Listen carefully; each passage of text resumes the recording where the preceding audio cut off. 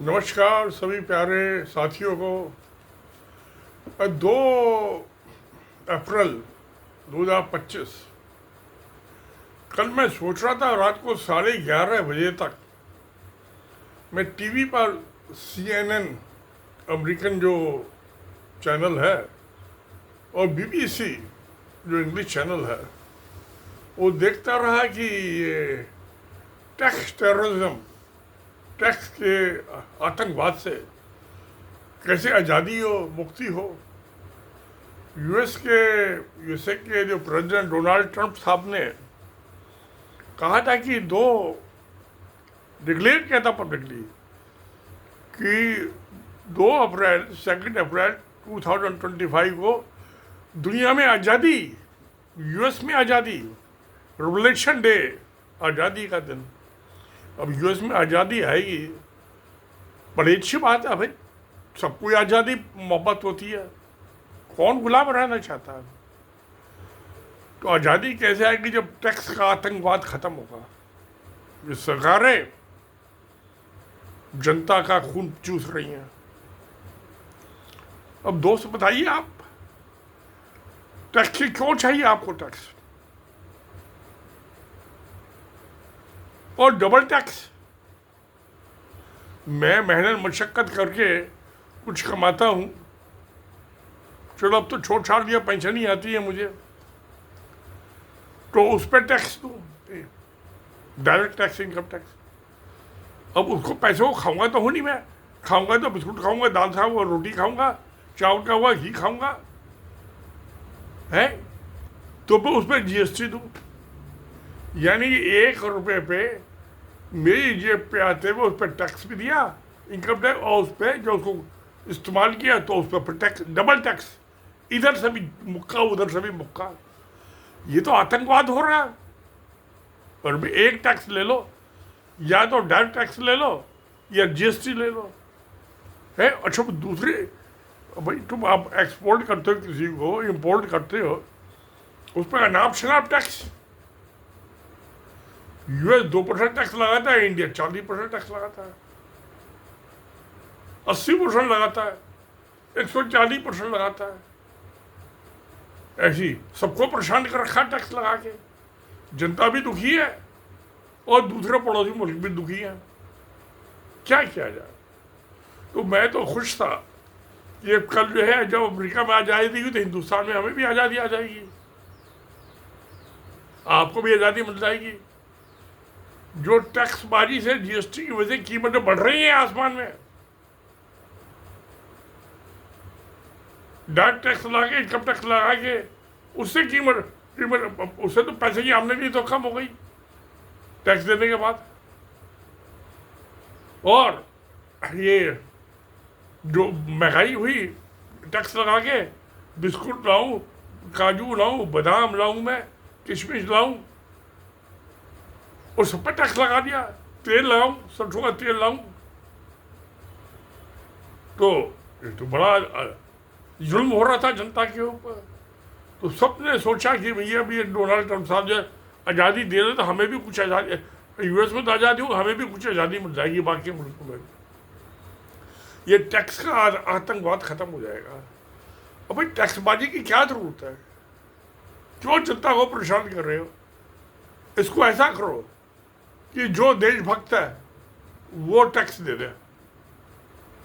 जो आम नॉर्मल आदमी है, मुझ जैसा, जिसको किसी देश से या किसी की भक्ति से लेना देना नहीं, जो आज़ादी का प्रेमी है, उसको टैक्स से माफ़ी है, उसमें कोई टैक्स नहीं। जो अपने आप को देशभक्त कहता है उस पर तो पैनल और डबल लगा दो टैक्स। और जो अपने आप को इंसान मानता है, आज़ाद मानता है, उसके ऊपर कोई टैक्स नहीं। तो फिर दूसरी चीज़, सरकारें इस्तेमाल क्या कर रही हैं पैसे का? क्या भलाई का काम कर रही हैं? कौन सी भलाई कर रही है प्यारे दोस्तों? 50% तो जो इनकम हुई सरकार की, वो तो लगा दिया इन्होंने फौज पे, पुलिस पे, डंडे मारने के, आदमी को, शरीफ आदमी को मारो, जेल में डाल दो पकड़ के, जीना हराम कर रखा है। तो 50%, 37% जो है खर्चा पिछले 10 साल में सेंट्रल गवर्नमेंट ने मोदी की बड़ाई करने में एडवर्टाइजमेंट, स्टेट के भी जहाँ बीजेपी सरकार है, जहाँ सेंट्रल गवर्नमेंट बीजेपी सरकार है, 11 साल में इन्होंने 37% जो हर मिनिस्ट्री का था वो उसमें खर्च कर दिया, एडवर्टाइजमेंट, फोटो दिखाने और अंधभक्त पैदा, जिससे ज़्यादा से ज़्यादा अंधभक्त पैदा हो सके, तो अंधभक्त पैदा करने में लगा दिया वो पैसा। तो ना तो अकल के अंधे मोदी को समझ है कि भाई पैसे का सही इस्तेमाल करो, अंधभक्त पैदा करने से फायदा क्या हुआ? जैसा ये अकल का अंधा वैसी वो अकल के मत है।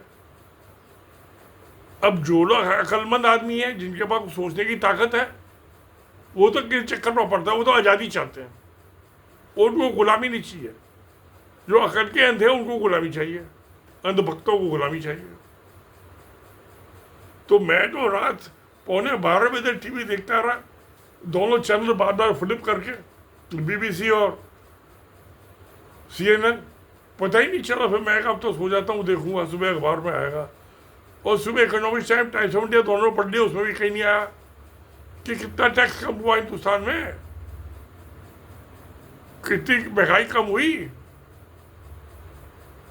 अब क्या करें, चलो देख लेते 2-4 दिन और, हफ्ते 10 दिन में पता चल जाएगा। कहीं तो मुक्ति हो, आत्मा को कहीं तो शांति मिले।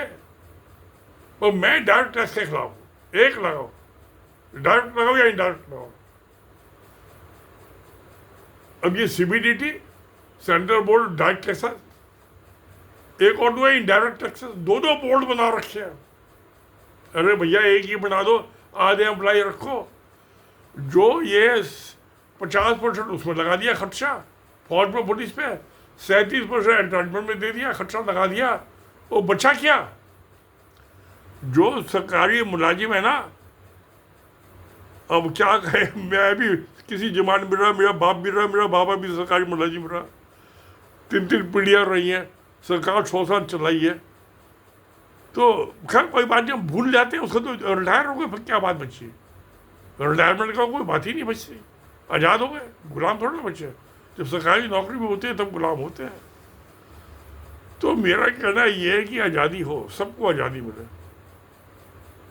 जो बिजनेसमैन है इनके साथ जो चाहे तुम वो कर दो, मगर जो आज़ाद किस्म के आदमी है उनको छेड़छाड़ मत करो। अब ये 85 करोड़ आदमी को अनाज दे रहे हैं, अरे वो तो उधार लेके दे रहे हो। जितना 65 साल में तेरे प्राइम मिनिस्टर ने उन्होंने उधार लिया, और नरेंद्र मोदी ने 10 साल में अकेले 14वें प्राइम मिनिस्टर ने उससे 4 गुना उधार ले लिया। और वो पहले 5-7 साल के बॉन्ड निकालते थे, इसने 50 साल के बॉन्ड लिए, यानी कि आपके पोते पे करेंगे जो मोदी खा गया पैसा उधार ना देके। भाई कोई थोड़ी इकोनॉमिक समझो, अर्थशास्त्र समझो। ये टैक्स टेररिज्म खत्म हो, आतंकवाद खत्म हो, ये वॉलंटरी होना चाहिए। भाई जो देशभक्त है वो दे दे, जो आज़ाद है, जिसको देश से कोई लेना देना नहीं है, वो ना दे, बस सीधी बात है। तो जब सीधी बात हो गई तो बात कहने को बचा क्या? तो सत्य में जयते। नमस्कार, धन्यवाद।